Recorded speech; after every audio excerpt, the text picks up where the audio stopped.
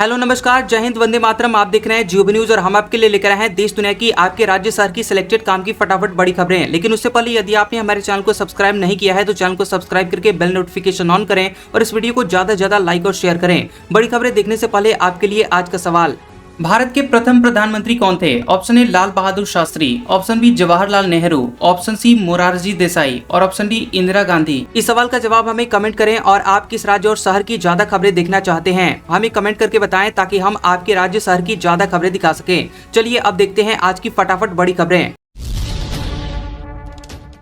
Kedarnath heli सेवा 10-12 अप्रैल के बीच शुरू होगी बुकिंग। 100% ऑनलाइन टिकट और नए नियम लागू। IRCTC के जरिए होगी बुकिंग। उत्तराखंड नागरिक उड्डयन विकास प्राधिकरण यूकाडा ने घोषणा की है कि केदारनाथ धाम के लिए हेली सेवा की बुकिंग 10 से 12 अप्रैल के बीच शुरू कर दी जाएगी। यूकाडा के मुख्य कार्यकारी अधिकारी डॉक्टर आशीष चौहान ने बताया कि इस बार यात्रा को सुरक्षित, पारदर्शी और सुगम बनाने के लिए कई बड़े बदलाव किए गए हैं। टिकटों की कालाबाजारी और धोखाधड़ी को रोकने के लिए यूकाडा ने इस बार 100% ऑनलाइन टिकटिंग का निर्णय लिया है और पिछली बार की तरह इस बार भी बुकिंग का जिम्मा IRCTC के पास ही रहेगा। ऑफलाइन टिकट का कोई प्रावधान नहीं होगा, जिससे यात्रियों को दलालों से बचने में मदद मिलेगी। यात्रियों की भारी भीड़ और हिमालयी क्षेत्र के अनिश्चित मौसम को देखते हुए बुकिंग को स्लॉट में बांटा गया है। शुरुआत में 20-20 दिनों के स्लॉट के लिए टिकट खोले जाएंगे। मौसम और यात्रियों के दबाव का आकलन करने के बाद ही अगले चरणों की बुकिंग शुरू की जाएगी। हरिद्वार शहर में अब नहीं बिकेगा मीट, बाहर शिफ्ट होंगी सभी दुकानें, बाहर से लाकर खा सकेंगे। ऑनलाइन डिलीवरी भी बैन। हरिद्वार में अब मीट की दुकानें नहीं खोली जा सकेंगी। इसको लेकर नगर निगम की बैठक में प्रस्ताव पास हो गया है। प्रस्ताव के मुताबिक अब मीट की दुकानें शहर के बाहर शिफ्ट होंगी और नगर निगम की बोर्ड बैठक में पार्षदों ने सर्वसम्मति से ये प्रस्ताव पास किया है। हरिद्वार नगर निगम के कुल 60 पार्षदों में से 30 से ज्यादा पार्षद मौजूद रहे बैठक में और मीट पर प्रतिबंध और दुकानों को शिफ्ट करने का मुख्य प्रस्ताव मेयर किरण जैसल ने रखा था, जिसे सदन ने हरी झंडी दे दी। पार्षदों का तर्क है कि धार्मिक नगरी होने के नाते शहर के अंदर मांस की दुकानों का संचालन उचित नहीं है और ये फैसला शहर की स्वच्छता और मर्यादा को ध्यान में रखते हुए लिया गया है। सोना 1283 रुपए बढ़कर 1,48,000 रुपए पर पहुंचा। इस साल कीमत में 15,000 रुपए का इजाफा। चांदी 3,215 रुपए महंगी होकर 2,31,000 रुपए प्रति किलो हुई। सोने चांदी के दाम में तेजी है। India Boolean and jewellers association IBJA के मुताबिक 10 ग्राम 24 कैरेट सोना 1283 रुपए बढ़कर 1,48,000 रुपए पर पहुंच गया है। इससे पहले 3 अप्रैल को इसकी कीमत 1,47,000 रुपए प्रति 10 ग्राम थी। वहीं 1 किलो चांदी 3,215 रुपए बढ़कर 2,31,000 रुपए पर पहुंच गई है और इससे पहले इसकी कीमत 2,28,000 रुपए प्रति किलो थी। ईरान की ग्लोबल सप्लाई रोकने की धमकी। कच्चा तेल $110 पार। भारत के आयात बिल पर 16,000 करोड़ रुपए का बोझ बढ़ेगा।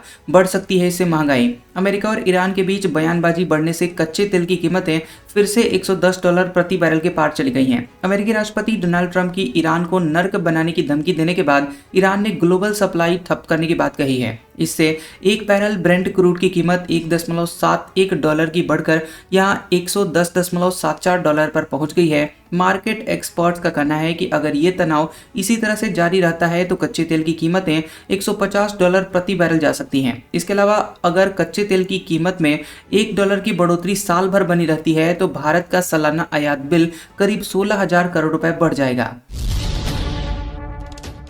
डबल डेकर फ्लाईओवर से डायरेक्ट मिलेगी PMCH में entry. Multi level car parking से 46 मीटर लंबा रैंप बन रहा है। अंजुमन इस्लामिया हॉल के पास हो रहा है निर्माण।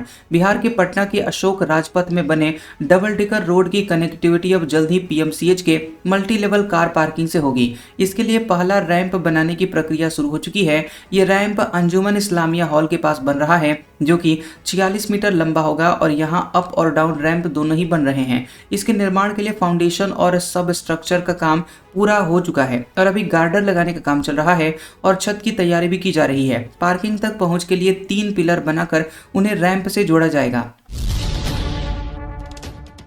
सीएम नीतीश कुमार ने विधान परिषद गेस्ट हाउस का उद्घाटन किया। सम्राट चौधरी के सामने लगे निशांत कुमार सीएम जिंदाबाद के नारे। सभापति अवधेश नारायण रहे मौजूद।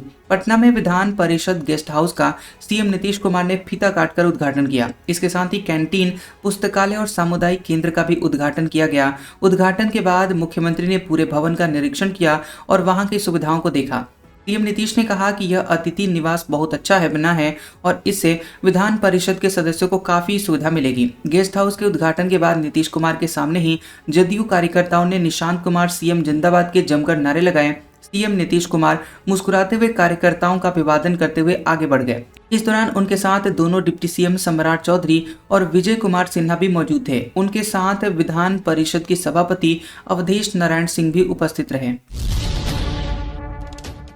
योगी बोले, अंबेडकर की हर प्रतिमा पर छत्र लगवाएंगे। भाजपा स्थापना दिवस पर ऐलान। गोरखपुर में मंच पर भावुक हुए। गोरखपुर में सीएम योगी ने कहा कि प्रदेश भर में जहां कहीं भी बाबा साहब डॉक्टर भीमराव अंबेडकर की प्रतिमा होगी, उनके ऊपर छत्र लगाया जाएगा। इसके साथ ही सदगुरु रविदास जी और महर्षि वाल्मीकि जी की प्रतिमा का सौंदर्यीकरण कराया जाएगा। योगी ने कहा कि हमारी सरकार ने तय किया है कि 14 अप्रैल को भारत के संविधान के शिल्पी बाबा साहब की पावन जयंती पर भाजपा के कार्यकर्ता बूथ स्तर पर बाबा साहब की मूर्तियों के पास एक दिन पहले साफ सफाई करेंगे। 14 अप्रैल को प्रतिमा पर पुष्पांजलि अर्पित करेंगे। प्रतिमा जिस पार्क में होगी उसकी बाउंड्री कराने और सौंदर्यीकरण का काम भी शुरू किया जाएगा। कार्यकर्ता इसमें बढ़ चढ़कर हिस्सा लें और सेल्फी लेकर पार्टी तक पहुंचाएं। महाकुंभ वाले आईआईटीएन बाबा ने इंजीनियर से की शादी। हरियाणा में घर पर पहुंचे। मां ने बहू को मिठाई खिलाकर आरती उतारी। प्रयागराज महाकुंभ 2025 से चर्चा में आए आईआईटीएन बाबा अभय सिंह ने शादी कर ली है। पत्नी का नाम प्रतीका है। ये खुलासा आईआईटीएन बाबा ने खुद किया है। लंबे समय बाद वह भगवा कपड़े पहने हरियाणा के झज्जर पहुंचे। पत्नी प्रतीका भी उनके साथ थी। ये सबसे पहले वह बैंक गए और वहां केवाईसी करवाई। इसके बाद वकील पिता से मिलने उनके चैम्बर पहुंचे और वहां पिता के नहीं मिलने पर अभय सिंह पत्नी के साथ अपने घर पहुंचे। यहां उनकी मां शीला देवी ने बेटे बहू का स्वागत किया। उन्होंने दोनों के माथे पर तिलक लगाया, आरती उतारी और मिठाई खिलाई। इसके बाद बहू का गृह प्रवेश करवाया। ईरान की सबसे बड़ी गैस फील्ड पर इजरायली हमला। ट्रंप ने यहां अटैक करने से मना किया था। जॉर्डन में अमेरिकी सैन्य ठिकानों के पास हुआ धमाका। इजरायल ने सोमवार को ईरान की साउथ पार्स गैस फील्ड पर फिर से मिसाइल हमला किया है। ये दुनिया की सबसे बड़ी गैस फील्ड है जो ईरान और कतर के बीच फैली हुई है। इससे पहले इजरायल ने 18 मार्च को भी इस गैस फील्ड पर हमला किया था। तब अमेरिकी राष्ट्रपति ट्रंप ने कहा था कि उन्हें इस हमले की कोई जानकारी नहीं थी। ट्रंप ने यह भी कहा था कि इस तरह के और हमले नहीं होने चाहिए।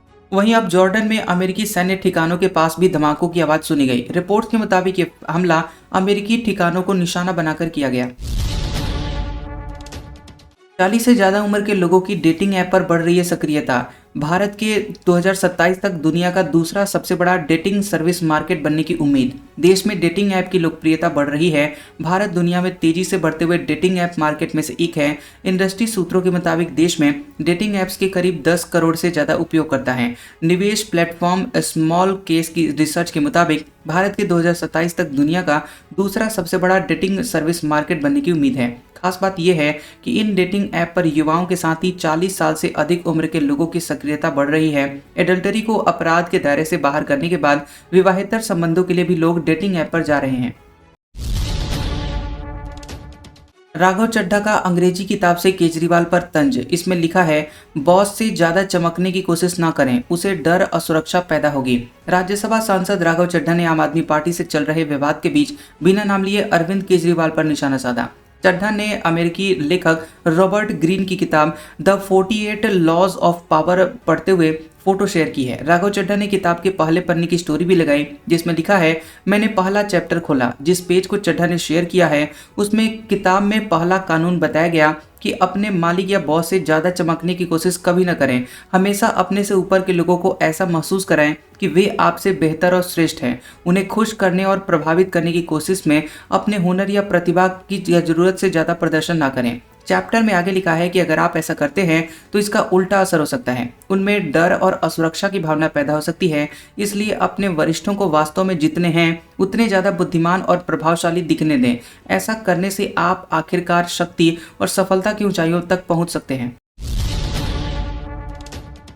बीजेपी का स्थापना दिवस। मोदी बोले, भाजपा हर चुनौती को तैयार। योगी ने पार्टी के झंडे के साथ सेल्फी ली। एमपी में 17 नए कार्यालयों का भूमि पूजन। भारत की सबसे बड़ी राजनीतिक पार्टी बीजेपी 2026 में अपना 47वां स्थापना दिवस मना रही है। स्थापना दिवस को लेकर देश भर में बीजेपी कार्यालयों में कई कार्यक्रम हुए। इस मौके पर पीएम मोदी ने कहा कि देश जानता है हर चुनौती का सामना करने के लिए बीजेपी ईमानदारी से कोशिश कर रही है, आगे भी करेगी और पहले भी सकारात्मक नतीजे मिले हैं और आगे भी मिलेंगे। उन्होंने वीडियो मैसेज में कहा कि अंग्रेजों के दौर के सैकड़ों काले कानूनों का अंत, लोकतंत्र के लिए नए संसद भवन का निर्माण, सामान्य समाज के गरीबों के लिए 10% आरक्षण, कानून बनाकर 3 तलाक पर रोक, CAA, अयोध्या में राम मंदिर का निर्माण, ऐसे कितने ही काम हैं जो भाजपा के ईमानदार प्रयासों का नतीजा है। हमारा मिशन अभी भी जारी है।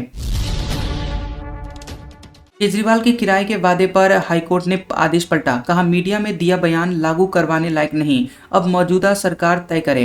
दिल्ली हाईकोर्ट ने 2021 के एक सिंगल जज के आदेश को पलट दिया। उस आदेश में कहा गया था कि कोविड-19 लॉकडाउन के दौरान पूर्व मुख्यमंत्री अरविंद केजरीवाल की गरीबों के किराए का भुगतान करने की घोषणा कानूनी तौर पर लागू करने लायक थी। जस्टिस हरिशंकर और जस्टिस ओम प्रकाश शुक्ला की डिवीजन बेंच ने कहा कि प्रेस कॉन्फ्रेंस में दिए गए बयान को कानूनी वादा नहीं माना जा सकता जिसे अदालतें लागू करवा सके। दरअसल कोरोना लॉकडाउन के समय अरविंद केजरीवाल ने 29 मार्च 2020 को एक प्रेस कॉन्फ्रेंस की थी। उन्होंने मकान मालिकों से कहा कि वे गरीब और निर्धन किराएदारों से किराया न मांगे। इसके बाद 5 दिहाड़ी मजदूर कोर्ट पहुंच गए। उन्होंने याचिका में दावा किया था कि केजरीवाल सरकार ने लॉकडाउन में किराया न दे पाने वालों का किराया भरने का वादा किया था। राज्यसभा में 19 नए सदस्यों ने शपथ ली। शरद पवार व्हीलचेयर पर पहुंचे। पिछले दिनों 37 सांसद चुने गए थे। केंद्रीय मंत्री रामदास अठावले और राष्ट्रवादी कांग्रेस पार्टी SP प्रमुख शरद पवार समेत 19 नए और दोबारा चुने गए राज्यसभा सदस्यों ने शपथ ली है। शरद पवार व्हीलचेयर पर शपथ लेने के लिए संसद पहुंचे। शपथ लेने वालों में 5 महाराष्ट्र, 3 ओडिशा, 6 तमिलनाडु और 5 पश्चिम बंगाल के सदस्य हैं। राज्यसभा के सभापति CP राधाकृष्णन की मौजूदगी में सभी सदस्यों को शपथ दिलाई गई। दिल्ली शराब घोटाला केस में अरविंद केजरीवाल खुद पैरवी करेंगे। जस्टिस स्वर्ण कांता से इस केस से हटने की मांग। अगली सुनवाई 13 अप्रैल को। दिल्ली शराब घोटाला मामले में हाईकोर्ट में सुनवाई हुई। इस दौरान केजरीवाल ने इस केस की जज स्वर्ण कांता शर्मा से खुद को अलग यानी रिक्यूज करने की मांग की है। बता दें कि उन्होंने कहा कि वे खुद दलीलें रखेंगे और अभी तक मैंने किसी को भी अपना वकालतनामा नहीं दिया है। जस्टिस शर्मा ने इस अर्जी को रिकॉर्ड पर लेते हुए इसकी सुनवाई 13 अप्रैल के लिए तय की है। इसके साथ ही CBI को कल तक जवाब दाखिल करने का निर्देश दिया गया और कहा गया कि अन्य कोई पक्ष भी यदि ऐसी अर्जी देना चाहता है तो वो दे सकता है।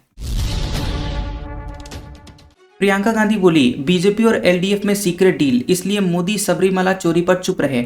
PM मोदी बोले, कांग्रेस पाकिस्तान का लिखा गीत गाती है। 5 राज्यों में विधानसभा के चुनाव प्रचार के तहत कांग्रेस सांसद प्रियंका गांधी केरल के कन्नूर पहुंची। उन्होंने कहा कि आने वाले केरल चुनाव के लिए LDF और बीजेपी के बीच एक सीक्रेट डील हुई है। हमने देखा कि सबरीमला मंदिर में बड़े पैमाने पर चोरियां हुई, लेकिन प्रधानमंत्री मोदी की तरफ से एक भी शब्द नहीं आया। यही इस डील के सबूत हैं। प्रधानमंत्री मोदी असम पहुंचे और 3 रैलियां हैं। बरपेटा में उन्होंने कहा कि कांग्रेस ने वही गीत गाया जो पाकिस्तान ने लिखा था और इसकी धुन पाकिस्तान ने तैयार की थी, जो उसे पसंद है। कांग्रेस नेताओं का पाकिस्तान कनेक्शन हमेशा देश पर भारी पड़ता है। दिल्ली विधानसभा का बैरियर तोड़कर घुसी कार, नकाबपोश ड्राइवर समेत 3 हिरासत में लिए गए। कार भी बरामद। स्पीकर ऑफिस के पास गुलदस्ता रखकर भाग गया था। दिल्ली विधानसभा कैंपस में दोपहर को सुरक्षा में बड़ी चूक देखने को मिली। दोपहर करीब 2 बजे यूपी नंबर की कार VIP एंट्री वाला गेट नंबर 2 की बैरिकेडिंग तोड़कर अंदर घुसी और कार ड्राइवर ने नकाब पहना हुआ था। अधिकारियों के मुताबिक ड्राइवर सीधे विधानसभा स्पीकर विजेंद्र गुप्ता के कार्यालय की ओर गया और पोर्च के पास गुलदस्ता रखकर कार समेत मौके से फरार हो गया। हालांकि बम जैसी कोई चीज नहीं मिली है। घटना के बाद दिल्ली पुलिस मौके पर पहुंची। गेट नंबर 2 पर अब CRPF की तैनाती की गई है। न्यूज एजेंसी IANS के मुताबिक दिल्ली पुलिस ने आरोपी समेत 3 लोगों को हिरासत में लिया है। हिरासत में लिए गए लोगों में से एक उत्तर प्रदेश के पीलीभीत का रहने वाला सरबजीत है। राहुल गांधी के खिलाफ मानहानि केस की सुनवाई टली। सुल्तानपुर कोर्ट में आवाज के नमूने की जांच पर होगी बहस। 17 अप्रैल को अगली सुनवाई। सुल्तानपुर की MP MLA कोर्ट में कांग्रेस नेता राहुल गांधी के खिलाफ चल रहे मानहानि के मामले की सुनवाई एक बार फिर से टल गई है। कोर्ट ने अगली सुनवाई के लिए 17 अप्रैल की तारीख तय की है। जानकारी के मुताबिक सुल्तानपुर स्थित MP MLA कोर्ट में सुनवाई के दौरान वादी पक्ष के अधिवक्ता संतोष पांडे उपस्थित नहीं हो सके। उनके द्वारा श्रीमद् भागवत कथा कार्यक्रम में व्यस्त होने का कारण बताया गया, जिसे कोर्ट ने स्वीकार कर लिया। इससे पहले 28 मार्च को सुनवाई में वादी पक्ष ने राहुल गांधी की आवाज का सैंपल लेने की मांग की थी और इसके लिए दंड प्रक्रिया संहिता की धारा 311 और 91 के तहत आवेदन दिया गया था। वादी पक्ष चाहता है कि राहुल गांधी की आवाज का नमूना लेकर उसे केस में प्रस्तुत CD से मिलान करने के फॉरेंसिक लैब भेजा जाए। आज का सुविचार, अगर आपने ईमानदारी से मेहनत की है तो चिंता मत करो, क्योंकि आपकी चिंता ऊपर वाले को भी है। कैसा लगा ये वीडियो हमें कमेंट सेक्शन में जरूर बताएं। वीडियो पसंद आया हो तो वीडियो को लाइक और शेयर करें और ऐसी इंटरेस्टिंग वीडियोस देखने के लिए हमारे चैनल जियोबी न्यूज को सब्सक्राइब करें और बेल आइकॉन को दबाएं। और हमारे ओल्ड और लेटेस्ट वीडियोस देखने के लिए हमारे प्लेलिस्ट और कम्युनिटी टैब को जरूर चेक करें। तो मिलते हैं अगले वीडियो में, तब तक के लिए आपका शुक्रिया।